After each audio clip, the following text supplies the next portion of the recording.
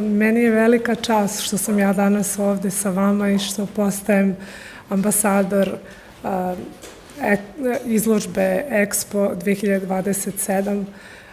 Veliko vam hvala, gospodine predsjedniče, na ukazanom poverenju i Expo timu što su me pozvali da budem deo ove velike priče.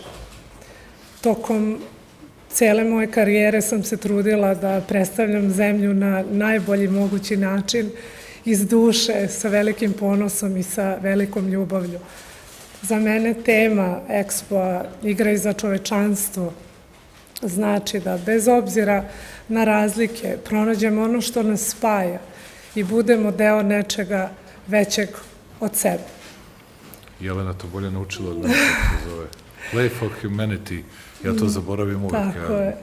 I sada sve dolazi kod nas u Srbiju da upozna zemlju svetskih šampiona, naučnika, umetnika, zemlju snažne kulture i tradicije i ono što je možda najprepoznatljivije kod nas i najlepše naše gostoprimstvo i naše veliko srce. Ja sam veoma ponosna što ću se potruditi na jedan dostojanstven i sa velikom ljubavlju da sledeće godine predstavimo svetu Srbiju i otvoriti vrata. Hvala vam još jednom na pozivu. Hvala vama, divne ste, Jelena. I ovo ste rekli 3 puta bolje nego što bih ja umeo, da budem iskren. Hvala vam. Zato što ja uvek te formalne stvari, ja zaboravim to, play for humanity, ne znam ni ja šta sve.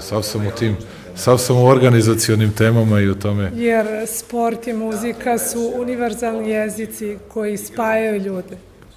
Jeste, pa dobro, mi smo... Tako je.